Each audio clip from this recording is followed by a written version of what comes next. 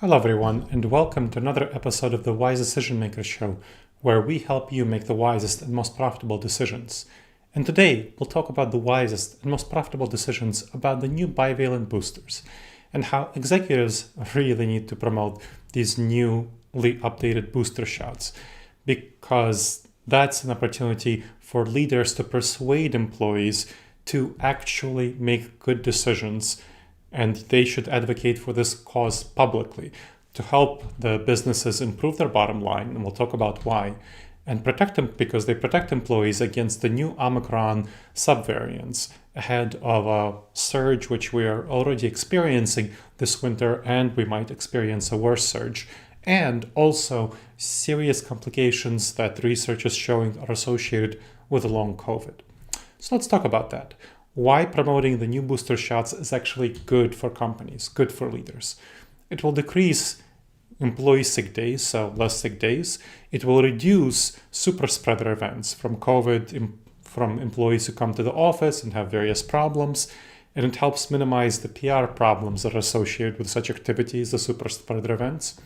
Also, my focus right now, I'm helping 12 companies already return to the office, figure out their future of work arrangements, and we're seeing that employees are afraid of returning to the office because of COVID. So promoting the Omicron-specific bivalent boosters helps reduce employee fears, and it improves employee trust in the leadership to do so. And finally, it serves the interest of all stakeholders, not simply within the company, but outside the company as well, as part of stakeholder capitalism. Now, let's talk about the new booster shots.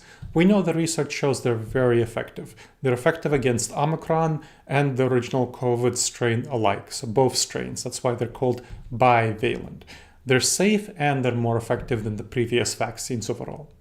Now, getting the bivalent booster is for everyone who's 12 years and older. They're widely available. The US federal government purchased them for everyone. They're affordable, therefore, so you can get them for free. So no cost. And this is a good time to get the bivalent booster. There's no bad time. So according to Rochelle Walensky, who is the director of the CDC, there is no bad time to get your COVID-19 booster shot, and she strongly encourages everyone to receive it. Unfortunately, there are some challenges with getting people to accept the COVID booster shots because people have some vaccine hesitancy, still experiencing that, and they don't know about these vaccine bivalent boosters, their benefits. So we see from studies that there's a low intent to get the shot. Half of all respondents heard a lot or some about the new booster, so half didn't even hear some. Less than a third intend to get the new booster, according to a Kaiser Family Foundation COVID vaccine monitor study. 65% of Americans believe that it's a good time to return to normal, that it's safe. And that's not a good idea, despite there's serious risk in contracting the virus, so which can cause a lot of problems. And according to an Ipsos poll, some people are afraid of it, but most people believe that going back to normal is completely safe. Not a good idea. The updated boosters can truly be a game changer because we can see, as we're saying already this winter, and we can see more of a COVID winter surge. There are new variants like the XBB 1.5 that are coming up that could more than quadruple the current infection rate, according to projections from the University of Washington. So new booster that we have right now offers the best possible protection against infection from a projected COVID wave. Another problem that we're having, it's not only the new variants, but also that the old vaccines, their effectiveness is waning. So that's a serious problem that we need to deal with. The original vaccine's effectiveness wanes after 4 months, according to a CDC study. So effectiveness against hospitalization decreases. So from 71% right after you get the shot to 58% after 4 months. So it's a significant decrease. And it continues to fall off after that. So this suggests the need for additional boosters to restore the protection that wanes from the original vaccines. Now, we know that the boosters restore the effectiveness. An extra dose continues to protect against hospitalization. So according to a CDC study, those who received the original 2 doses and then a booster of the original one got immediate protection of 91% against hospitalization, which falls to 78% after 4 months. So it's still better than the immediate protection offered just by the 2 shots of the original vaccine. And of course, that's even better with the new bivalent booster.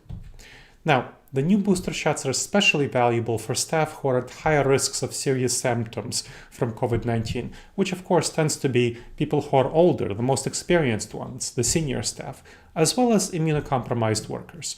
So new boosters can reduce their vulnerability. Another issue that we wanted to address is long COVID. So 1 in 13 adults in the US have long COVID symptoms, according to a CDC study. 23% of those who are infected with COVID are likely to get long COVID symptoms, according to a study from the University of Southern California. And long COVID, it's another serious reason to get booster shots, because you get fatigue, you get brain fog, which can last weeks, months, or longer. I got COVID and it took me a weekish or so to get over it, but my wife got COVID and it took her over a month to get over COVID. So and we had the bivalent boosters. Imagine how bad it would be if we didn't have the bivalent boosters. There's also other risks like sudden heart failure or stroke, including in healthy young people. It's a serious issue. New boosters can reduce the likelihood of developing long COVID. Now, businesses can face a lot of talent challenges with workers because of long COVID. It's worsening the labor shortage. 22% of those who had long COVID were unable to work. Another 45% needed reduced hours, according to a study in The Lancet. So that's a serious blow to companies. Overall, 2 to 4 million are out of work due to long COVID in the US, according to a report from the Brookings Institution. That's a serious number. Unfortunately, employers are not doing nearly enough to promote the new booster shots, despite the problems from the COVID winter surge for their staff. So we've seen examples of recent COVID outbreaks at major employers that mandated returns to the office like Google, CalPERS, and so on. And so leaders, by failing to take action, are falling into what's called the mission bias, which is a cognitive bias that reduces the perception that not taking an action is not problematic. So they're reducing the perception of the problematic nature of an action. You're downplaying the costs of an action, that you're not taking the action to promote the boosters, whereas it's actually a serious issue to not take the action that's needed. Some leaders are actually going in the opposite direction. Rather than encouraging COVID mitigation, they're rolling back vaccine mandates because they want staff back in the office, like Goldman Sachs. That's a very bad idea. So let's talk about the benefits of promoting the new boosters. Number 1 is reducing sick days. Workers are less likely to take sick leave, reduce working hours, and withdraw from the labor force. Then, avoiding bad publicity. You'll minimize the PR fiascos, you'll minimize COVID outbreaks, and even if you do have COVID outbreaks and bad PR, my clients, and I helped a number of clients transition to hybrid work, they're finding that if they do promote the new bivalent boosters, that reduces the negative publicity associated with the COVID outbreaks, because they can say, well, we did everything we could. Then, you're addressing return to office resistance. So employees fear returning to the office. According to an Ipsos survey, 57% were worried about COVID in the office. And so my firm, Disaster Avoidance Experts, surveyed a Fortune 500 SaaS company, which found that 64% of employees were concerned about COVID in the office. So promoting the new boosters, we found in that survey, reduced employee fears. And so they are less likely to resist returning to the office.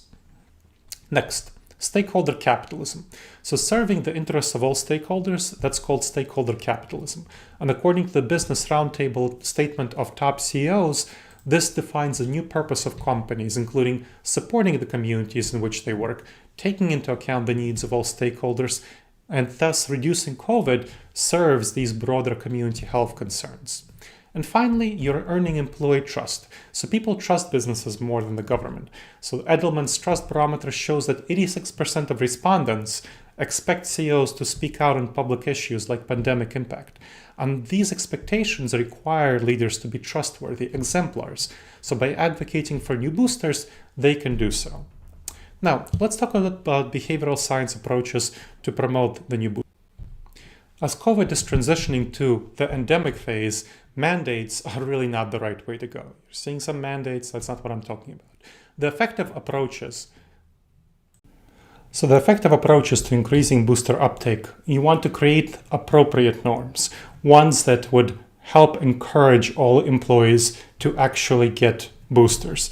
And you want to have some interventions that are informed by nudges, so small decision-making influences to help employees make the right decisions. Now, let's talk about the norms. What does it mean to create appropriate norms?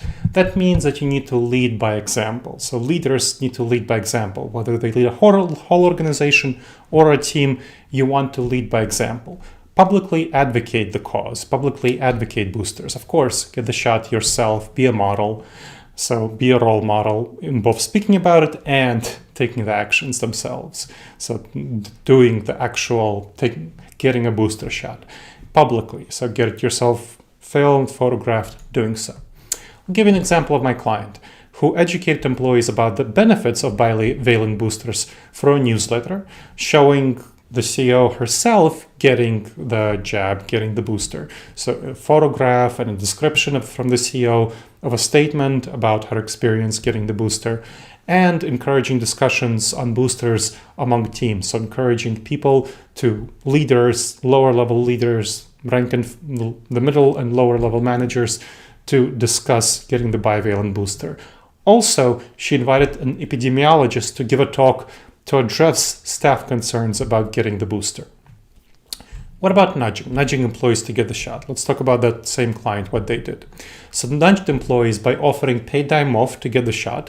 So reducing barriers by offering paid time off, giving a sick leave for side effects. So if you have side effects, you can get sick leave. That's not a problem at all. And then a prize, an actual prize of a paid weekend getaway. So you have an inter-team competition, so competition-based prize for the first 3 teams to have their members get the shots. They get a paid weekend getaway, and also a lottery for the first 5 employees to get the shots. So getting the boosters within the first 3 months of it becoming available, there was a lottery for that. So you have both a team-based, competition-based approach where teams compete against each other for all team members to get the booster. And you have a lottery for individuals where individuals can be empowered to get the booster themselves. So that's a very good approach because it combined everything and hit everyone. And so that's what I want to share about how business leaders need to promote getting the new booster shots. I hope you found this episode of the Wise Decision Maker Show valuable to you. Please make sure to subscribe wherever you checked out this podcast and make sure to leave a review. It really helps us improve the show and it helps other people discover the show. And there is going to be much more information about the bivalent booster in the show notes, so check those out. And please send me an email. My name is Dr. Gleb Tsipursky, and my email is gleb@disasteravoidanceexperts.com. So Disaster Avoidance Experts is the future of work consultancy that sponsors the Wise Decision Maker Show, and my email there is gleb@disasteravoidanceexperts.com. I read every email that I get. All right, everyone. I hope you've benefited from this episode of the Wise Decision Maker Show, and I will look forward to seeing you in the next episode of the Wise Decision Maker Show. In the meantime, the wisest and most profitable decisions to you, my friends.